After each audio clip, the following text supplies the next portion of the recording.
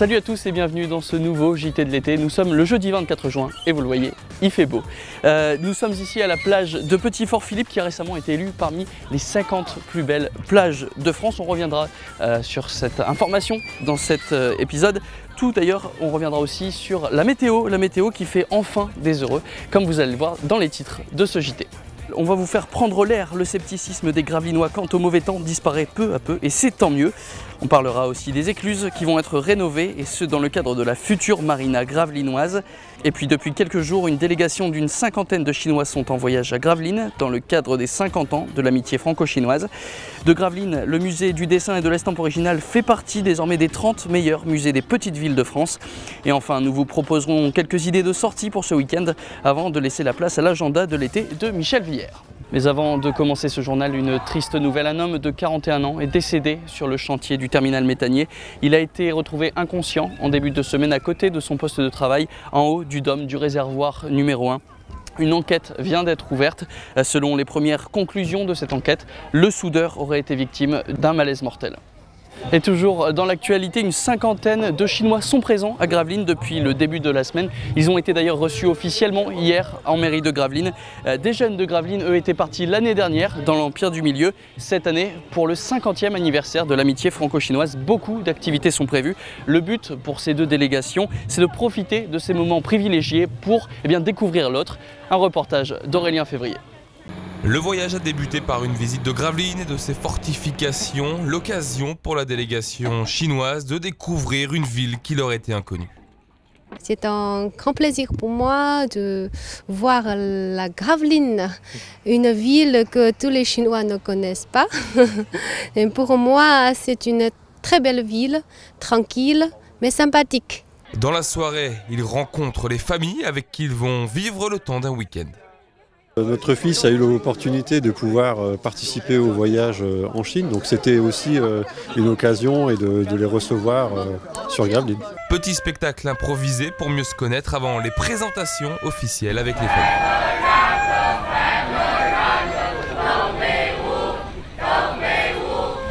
Bonjour. Bonjour. Patricia. Un bisou.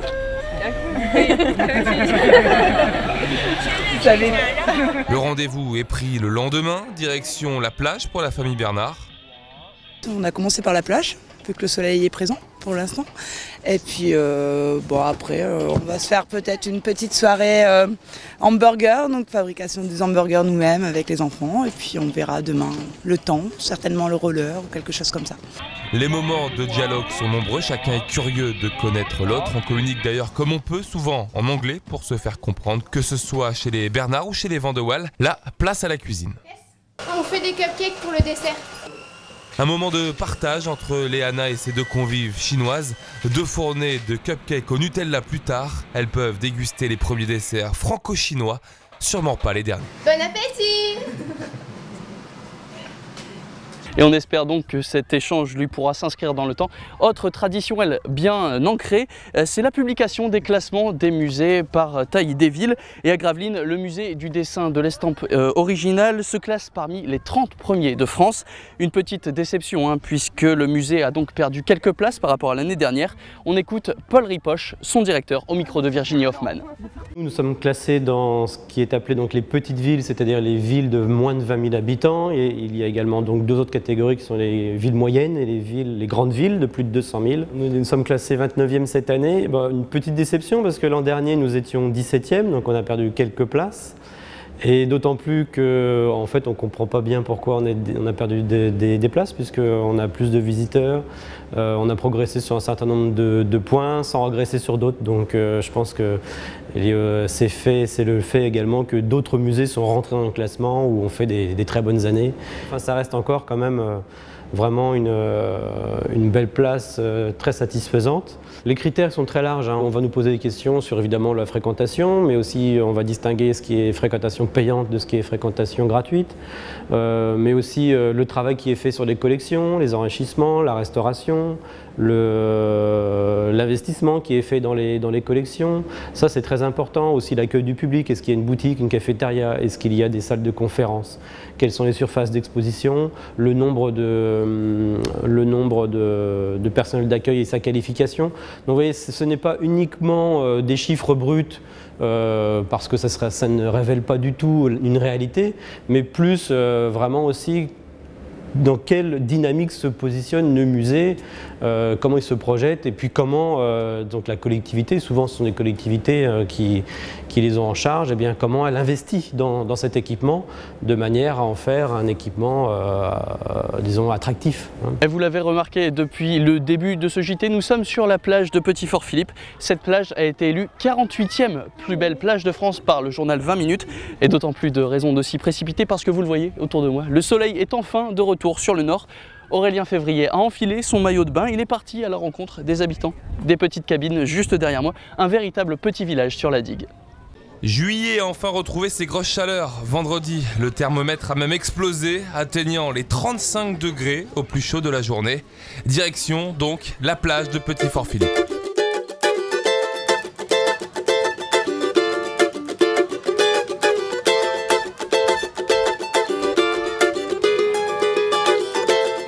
Les locaux, eux, se retrouvent dans les cabines de plage.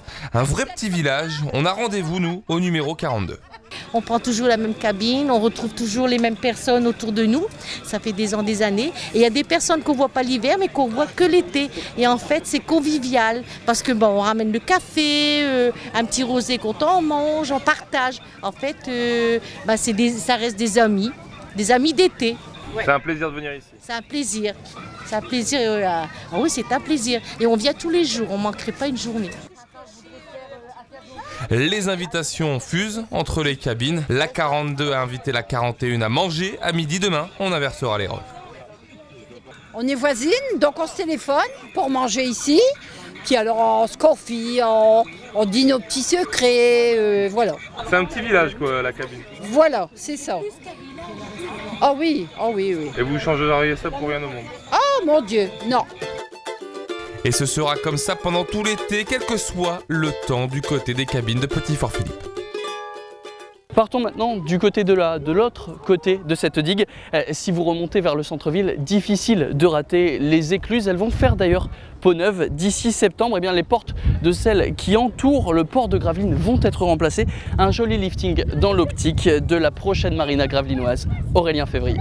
Le port de plaisance de Gravelines va entrer dans une nouvelle ère. Le projet de marina devrait voir le jour avec la création d'une centaine de logements. La visite du président du Conseil général du Nord, Patrick Caner, vendredi dernier, venait lancer le début du projet. Le maire de Gravelines a un projet d'aménagement qui est extrêmement ambitieux, de véritables marinas, et cela est possible. Techniquement, Gravelines est connu pour sa centrale, Gravelines est connu pour Sportica, Gravelines sera connu demain pour la qualité de son port et des aménagements qui seront réalisés autour de ce port. Première étape des travaux, la rénovation des 2 écluses du port de Plaisance. Les travaux vont débuter début septembre pour une mise en service prévue en novembre 2015. On change les portes de l'écluse 63 bis, toutes les portes de l'écluse 63 bis, il y a 6 portes à changer. Et à Vauban, on change une seule porte sur les 4. Les écluses d'origine sont de Vauban, mais elles ont été modernisées, reconstruites suite à des aléas. Et ici, elles datent de 1870. Les reconstructions datent de 1870. La région devrait apporter 13 millions d'euros pour les écluses, mais également pour les travaux de désenvasement du chenal de la Haye. Pour les écluses, le coût des travaux, lui, s'élève à un peu plus de 4 500 000 euros. Des travaux inédits sur les écluses 63 bis et Vauban qui ont été reconstruites en 1870. Et avant de se quitter, souvenez-vous, c'était l'année dernière, des conditions météo terribles avaient contraint d'annuler le concert de Ted Sanders et de Katie Lucy. Et ils seront bien de retour cette année, ce sera ce samedi à 21 h, boulevard de l'Est, pour interpréter les rocks les plus terribles de Johnny. Mais avant cela, Virginie Hoffman est allée à la rencontre des 2 artistes. Je ne sais pas ce qui se passe, chérie, puis je t'embrasse. Ted Sanders fait cavalier seul et rend hommage dans son dernier titre à son idole Johnny Hallyday, qui n'est autre que le parrain de chœur des Vagabonds. Ce fan des 60s n'est pas prêt à abandonner cette musique. Depuis plusieurs années, je faisais déjà beaucoup de spectacles en solo. parce que j'ai sorti 4 albums, dont le dernier qui vient pour les 70 ans de Johnny, qui s'appelle Bon anniversaire Johnny.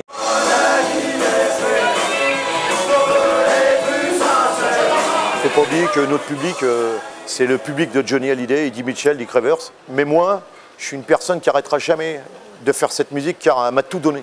Déjà la liberté, ça fait 23 ans que je fais ce que je veux. Je sais chanter que du rock ou du twist ou du Madison, car c'est une musique qui m'emporte. Et cette musique-là, c'est ma vie, c'est dans mon cœur. Ted Sanders a délaissé les Vagabonds et s'est trouvé une partenaire de choix, Katie Lucy. Quand j'ai fait la première partie de Ted, lorsque je l'ai rencontré, c'est lui qui m'a dit « Tu as vraiment une voix 60s, tu devrais faire plutôt les années 60, faire un répertoire très yéyé ». Donc de là, c'est vrai que je me suis intéressée à ces années-là, en prenant les reprises de Sheila, Brigitte Bardot, Sylvie Vartan, etc. C'est vraiment des mélodies très très gaies en fait, donc on est là pour donner du bonheur au public et faire danser les gens. Les vagabonds chantaient, c'est le temps de yéyé, sur le ton d'Hallyday, c'était les grands tournées. Alors pour tous les amis de Delta TV, je leur envoie à tous 24 000 baisers.